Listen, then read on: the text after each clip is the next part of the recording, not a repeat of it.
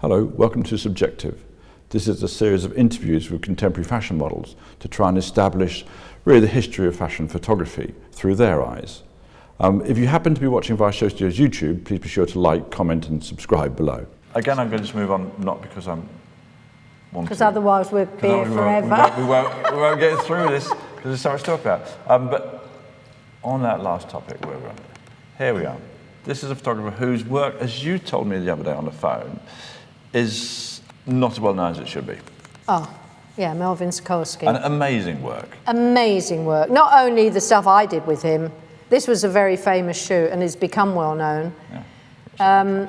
And again, this came out of necessity. It was a fashion shoot with Melvin Sokolsky. It was an advertising shoot for a fabric company. Oh, really? And all the clothes were made out of the fabric that this.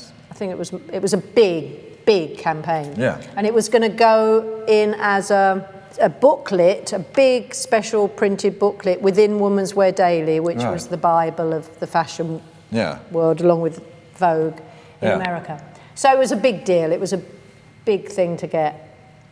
And and Melvin had this idea of shooting me all in famous places around New York, like the Empire State, like coming out of a department store where I nearly got squashed, the zoo, and on the ferry that goes around New York. It was all famous New York landmarks. So the first day, I can't remember which one it was.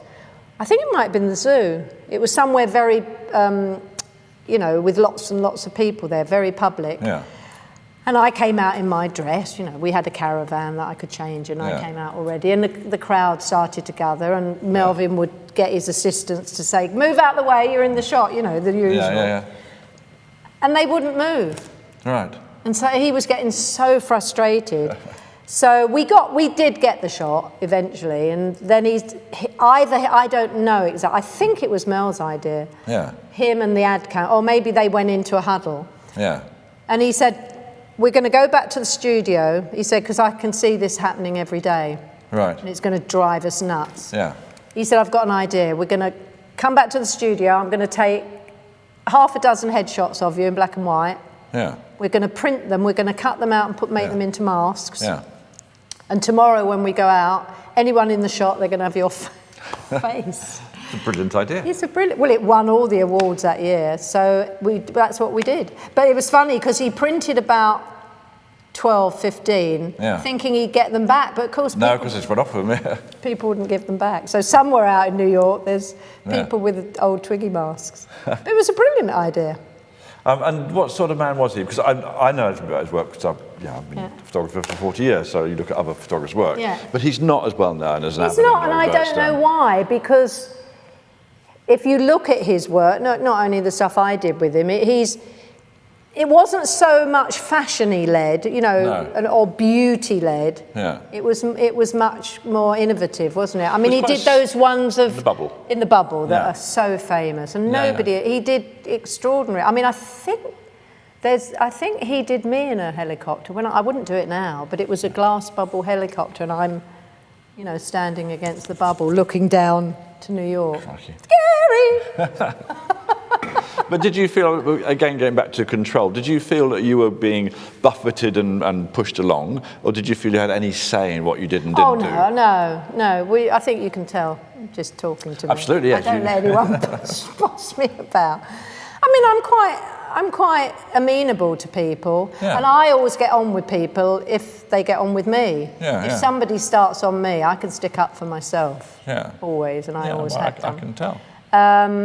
But I would never start that. I don't go in stroppy. I think it's nicer to get on with people in general in life. Yeah, it works better. It makes you happier, it makes them happier, and the job gets done. But at the same time, you need to feel that you're not just being exploited. Yeah, exactly. But I don't think I've ever been a diva or tricky. I don't think so.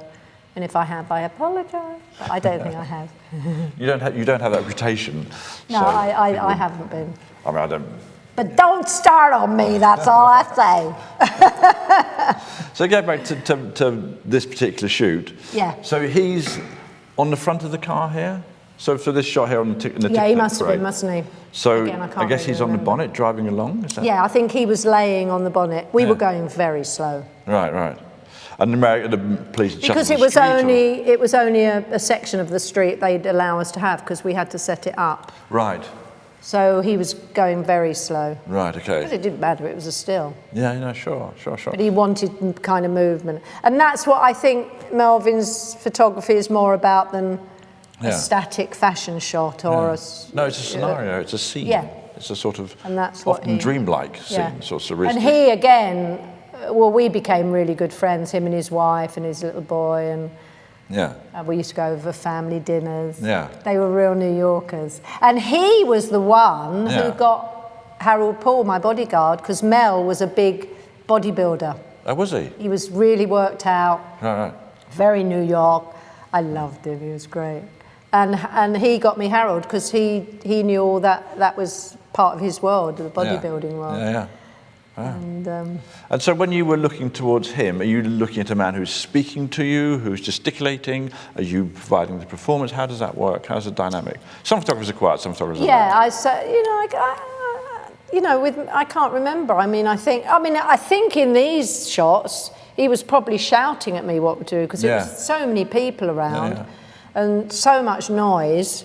And he'd always say, look, we're going to go out there, we're going to get it really quickly. Right. Because he was very aware, because of the thing that happened at the department store, that we shouldn't hang around too long. No. But it has a kind of slightly dreamlike, and you'd think these days it'd all been faked. I know. It's all completely real. Well, it probably could be fake today, couldn't it? You could do that easily. Yeah, you could. Well, I often think nowadays they don't need models. They could just cut bits out and put it together. You should own your digital rights, Twiggy. Yeah, probably own your digital image. It's important. Yeah, that's true. That's a different conversation. Okay. And how many times did you work with him? This was the big shoot. I can't remember. All right.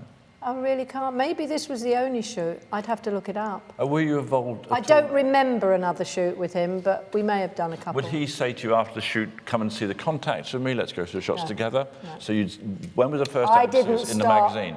Yeah, I didn't start doing that till much, much later. Right, okay. Because I don't think I knew about that then. I was pretty naive, really. And also, I didn't know what happened to me was going to happen, that I was going to go... No, of course, you were living it. I went out to be a fashion model. Yeah. I didn't know I'd then become... Cultural icon. Well, I don't know about that, but a kind of celebrity, do you know what I mean? It changed, and I didn't know that was going to happen. I didn't plan it. No, when you look back on somebody's career, of course, it all appears, A, very planned, and B is Mine wasn't at all. No, but it's funny that people sort of seem to think that it was all very controlled, and they forget a lot of it's hazard, a lot of it's chance, a lot of it's luck. Luck, absolutely. Always like so many people, thought that makeup was designed for me, and that. So I was a kid at home, sitting on my bedroom floor, playing around with makeup like all teenagers do, Yeah.